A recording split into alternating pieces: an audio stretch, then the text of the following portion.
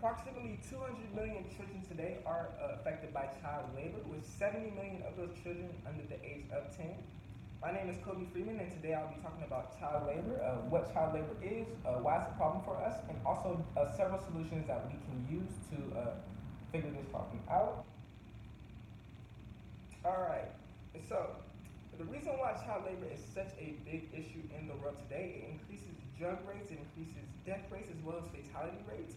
A lot of times what these cartel members and leaders will do is they will forcefully take a lot of these kids from their neighborhoods, from their families, and they'll give them guns, they'll put them in industries such as pornography, such as drug trafficking, drug production, as well as joining the cartel itself. And they are involved in a lot of different crimes and different deaths in areas that they're around. Also, there is several different solutions that we can use to fix this problem. The first one is to educate ourselves about what the issue of child labor is, and also different things that we can do to fix those problems. Second, make sure to buy fair trade and sweatshop-free items whenever possible. Be very cognizant of a buyer.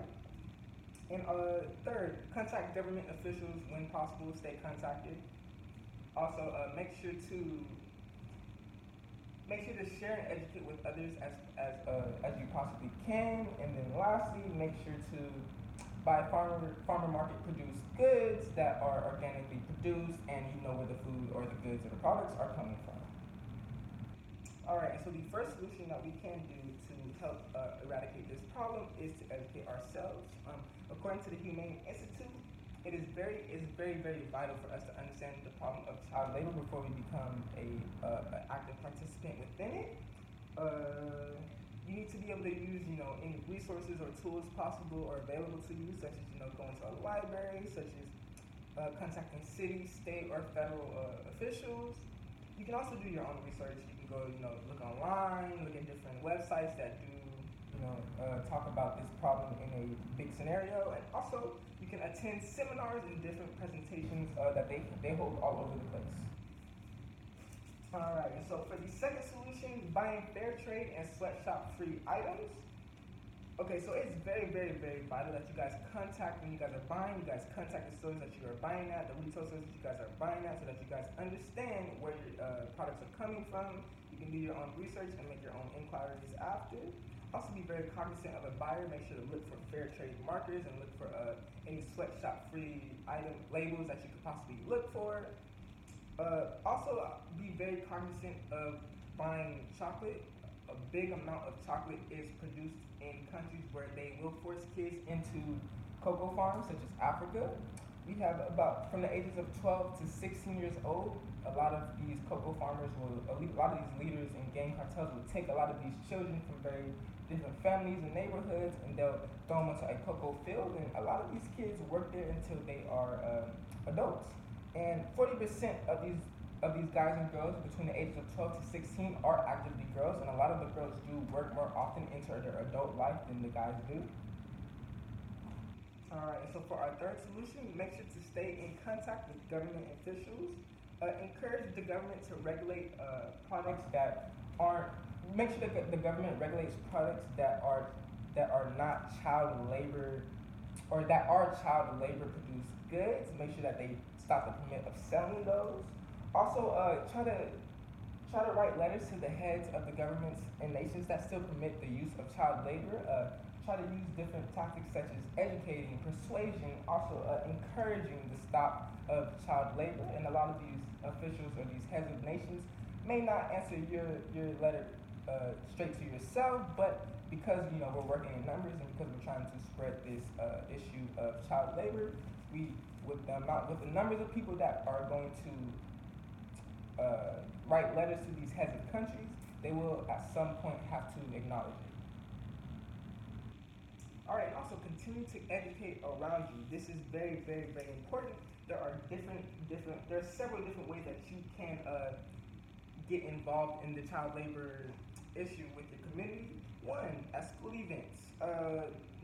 Throw a presentation when you have a presentation, or try to throw in a child labor topic whenever possible, so that you can inform others around you about that topic itself. use posters and signs. Put up posters and signs around your schools. When it's okay. Ask your principal, hey, can I do this? Hey, can I do that? And everything should work out well. Also, create clubs. Create clubs at your school to where that you can, create a reducement in child labor. Maybe get a group of your friends to come together and, find ways in your community that you can reduce that problem. Also, work events.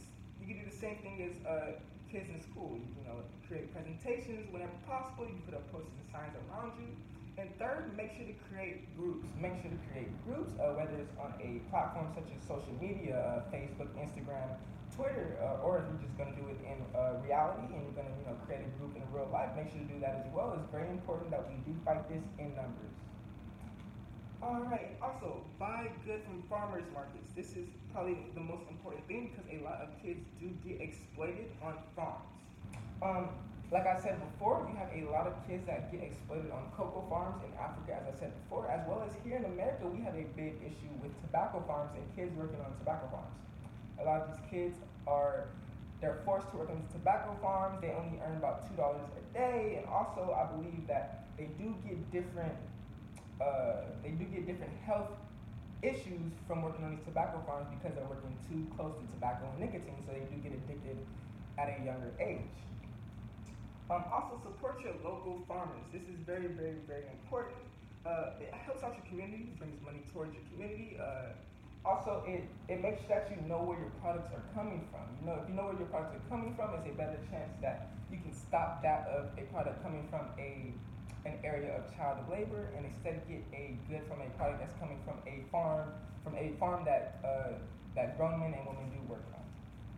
Also, make sure whenever you can to try to stop the sale of child labor produced goods, and the way that you can do this is again buying from these farms. And lastly, be aware of where all your products are coming from, no matter what. Alright, in concluding, we talked about today what child labor is and why it is a problem in our society. We talked about several different solutions that we can use to help eradicate that issue. We also clarified 5 different ways that you can be active in resolving this issue, such as 1, educating ourselves on the issue of child labor. 2, buying fair trade items from stores. 3, contacting government officials. 4 is continue to educate others around you. And lastly, make sure to buy from farmer markets to make sure that we can stop the sale of goods that come from child labor institutions. Alright, and so that has been my presentation on child labor and the different solutions that we can do to eradicate this problem. My name has been Cody Freeman.